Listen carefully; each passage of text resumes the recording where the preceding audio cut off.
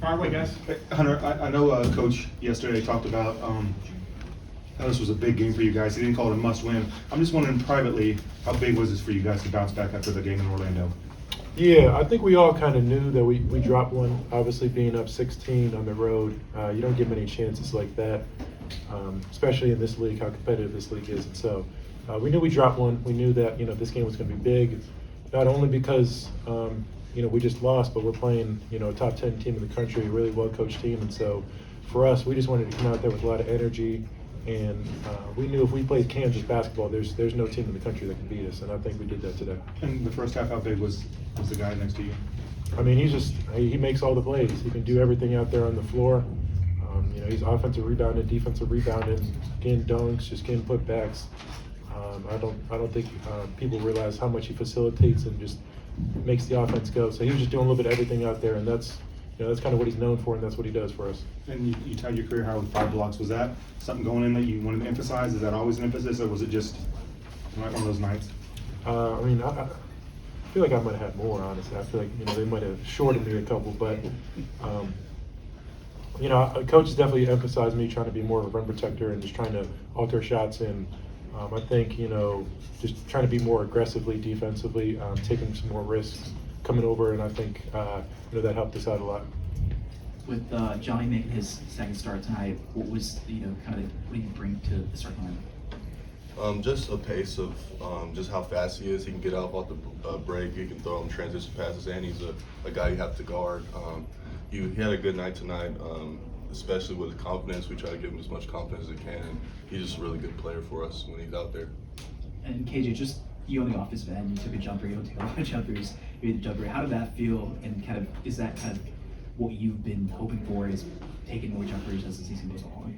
Yeah, of course, especially when I had a pretty good start in the first half. I got a little bit more comfortable and taking those shots I usually don't take. But they all felt pretty good. Thought a bunch of them were going in, but now that I got a couple up, now I feel like I'll be more comfortable when I shoot them next. Yeah, a lot of numbers to like on there, but when you look down and see 2 turnovers, what do you guys think about that number? I feel bad that I was one of them.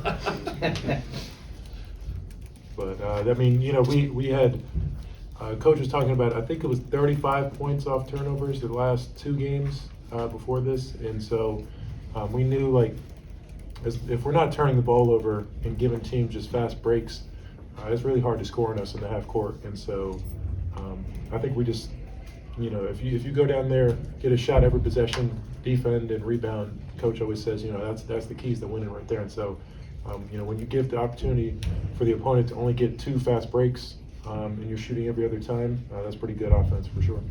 KJ, obviously you want to emphasize taking care of the ball and not turning it over. Could you imagine though too? That's Not really. That's kind of unheard of in basketball, especially when you play a 40-minute game.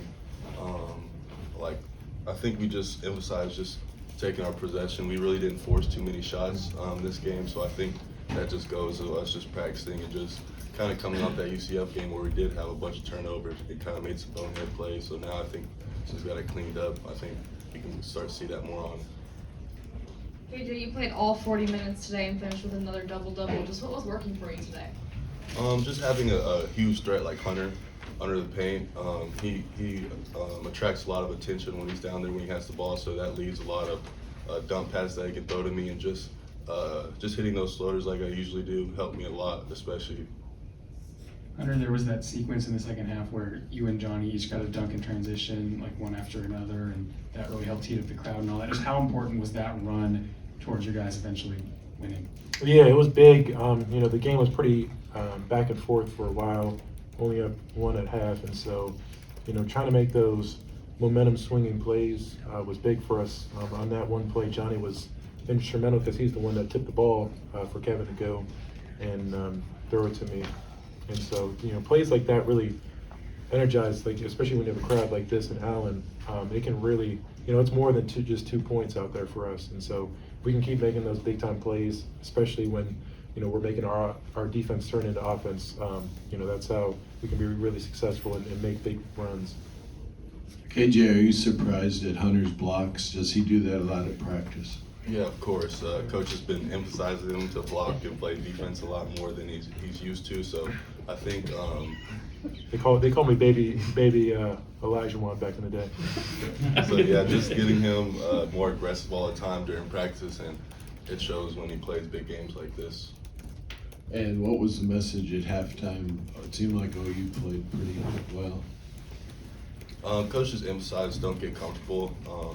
We in the first 5 minutes of the second half is always a big momentum point for us. So just really emphasizing that and coming to a really good start.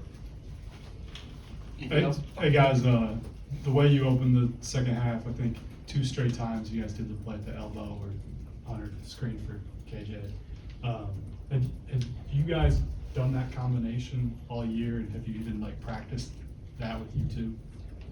We haven't practiced that play. That's a play that we have, but we had seen how they guarded our first ball screen down in the first half down there. And, because it's tough sometimes when the 4-5 ball screen, there's not a lot of 4s that can come off a ball screen. So, especially when you set it that low, it makes for real like confusion because you don't know if you're switching or if you can't really hedge too much because I'm so close to the rim. And we saw how they guarded that, and Coach asked us if we wanted to run that kind of play with me and him. But when you have such a dynamic player like KJ, who you can't help, or you have to help because he's so good at the floater right there, that it gives me a chance to kind of get under the man and he can throw it over. So it was definitely planned for us to run it, and then we scored. So obviously I wanted to run it again. And KJ, can we just get a soundbite on going to Stillwater? You got a big road swing this week, starting with Oklahoma State. Yeah, it's gonna be a good one. Obviously, we're gonna have to have a good practice tomorrow and before we leave. So just making sure we don't drop another one. Of course, going over there when they have a good home environment. So just being prepared for the next thing because this conference is really tough. Thanks, fellas. Thanks.